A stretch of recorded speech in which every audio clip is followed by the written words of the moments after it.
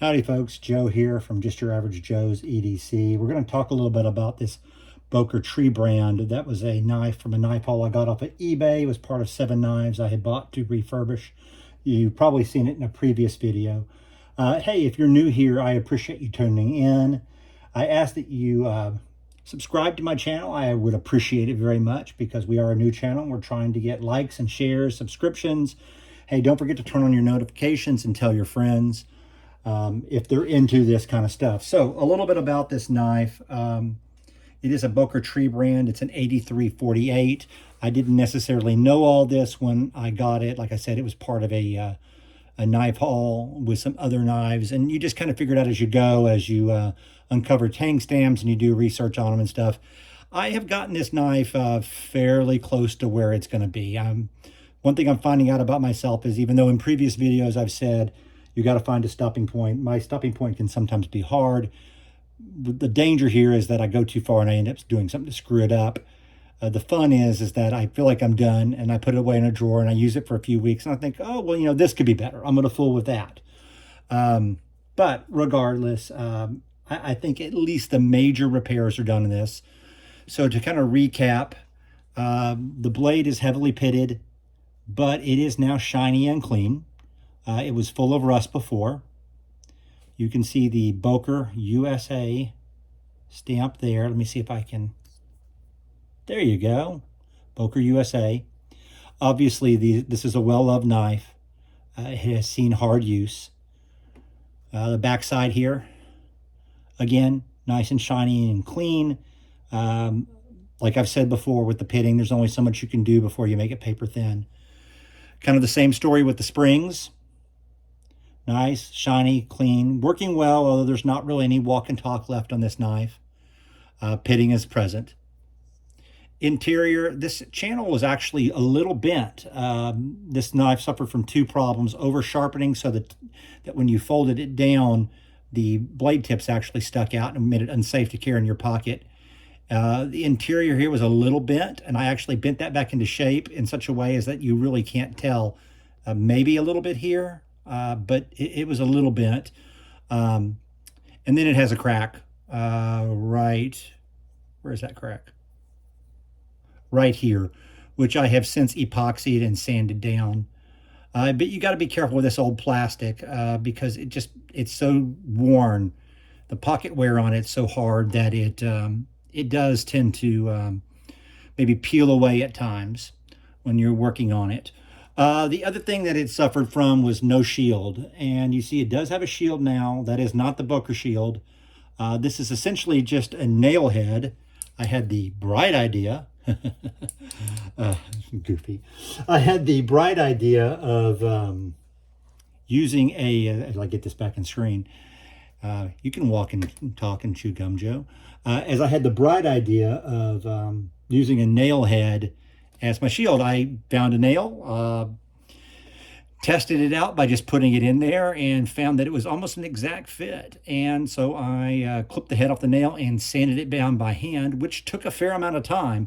It's not really something you could put in the grinder because you have nothing to attach in the anvil vise on my anvil here. There's nothing really to attach it to. So basically I had to hold it in between my fingernails and run it across the file, and that took a good amount of time. I could probably put a little bit of JB Weld into this seam here. I don't know that I'm going to bother. Honestly, it's one of those cases of leaving good enough alone.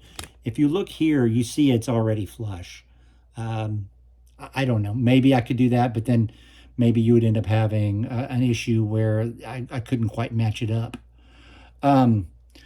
On the secondary market, a Boker tree brand of 8348 in really good shape goes somewhere around $75, $80. Obviously, this cannot be considered even in that category. It is now a usable knife. It's a clean knife. It's a sharp knife. I wouldn't be embarrassed to carry it. I think it looks pretty sharp. It's nice and shiny. I probably should have run some Never Dull over it before I did this video. Why don't we just pull the Never Dull out? I'll leave this little ashtray here. And no, I am not a smoker. I think that's the coolest ashtray. It was my my better half's grandmother's ashtray. I think she was a smoker. I don't know. But run some Never Dull over it here. This stuff is nice. It gives it a lot of nice sparkly shine. It will leave some fuzz though, so beware of the fuzz. And I ain't talking about the police, because we've got police in the family. So nice and shiny, looking pretty good. All in all, I'm not unhappy about where it turned out. I actually think that I might throw this in as my 5th pocket carry tomorrow. See how it performs over the day. As a 5th pocket carry, I might pull it out 2 or 3 times for little tiny minor tasks. And then if I have any problems with getting it in and out of the pocket, or this shield, see I have that fuzz in my hands now, this shield catching on my pocket or my fingernail or anything, then maybe I will put a little bit of cement or JB Weld in here and then paint it up. If you want to let me know whether you would like to see me do that, put it in the comments, and I would just do it just to make you happy. Why not? I enjoy fiddling around out here. One thing I've found about as a guy who is getting older, I told you that fuzz there. As a guy who's getting older, is that I've found that I know how to do so many more things that I did as a young man. Household, honeydew type things that, even 10, 20 years ago, I wouldn't even attempted. Now I do without even thinking about it. And, one of the ways of passing that on is through YouTube. I'm lucky enough to have 3 sons, and I'm able to pass that on to them as well. Although my oldest moved out on Monday, I'm very proud of him, and I think he's going to be a success. But regardless, one of the ways is passing that on out through YouTube, because then maybe some other young man or young woman, whatever, out there will see this and go, hey, I have a knife from my grandpa. I didn't seem like what he did was that hard. Maybe I'll give it a shot. I think that's pretty cool, honestly. That's part of what this channel is about, is just learning to do these things. Like so many things in my life, I really wasn't trained for any of this. As I adjust the camera, sorry. I really wasn't trained for any of this. I just started fooling with it and figured it out. Not to get on a tangent here, but like growing up, I didn't have a dad around the house. I had an uncle who taught me how to fish, but as far as like hunting and stuff goes, nobody ever took me. I taught myself when I got older. I had advice from friends that hunted, things like that, but then I taught myself. Now I'm a really good hunter. I hunt deer every season, always fill the freezer, love it. If you can eat it, I'll hunt it. I have no problem with anything that you can shoot and eat, and it's legal. I'll give it a shot. So anyway, I didn't mean to go down a rabbit hole here and off on a wild, goose chase. Although I do like, if some geese were around, I would shoot them and eat them. But that's what part of this channel is about. Also, if you'd like to see me try to do like a little engraving on this shield, I'd be willing to try it.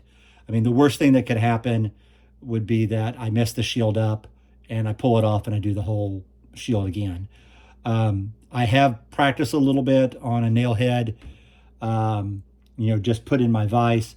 The results weren't great. I was able to make a T for my last initial, but it also looked like a cross, which, wouldn't be a bad thing, praise the Lord. But it also kind of looked like a screw head. Then it'd just be like, well, why'd you put a screw head in your knife?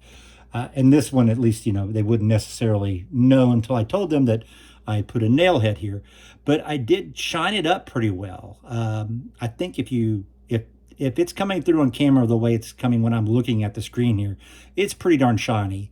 And that's a good 20 or 30 minutes of either using the Dremel, and I got that right here, and boy, do you go through these heads if you're doing this stuff. Using the Dremel and just using sandpaper, just putting it down on the cutting board here on the workshop table, and just sanding it, wetting it, sanding it, and sanding it to get a nice shine. Now, it's never going to be perfect. It is a nail head, I mean, what are you going to do? But I think it looks pretty darn good. All in all, I'd say this repair has been a success. I'll feature this knife again when I bring all the knives of the eBay haul out. But, just I was at a point tonight that I thought it'd be adequate to be able to put on TV here, YouTube, whatever you want to call it, and let you take a look at it.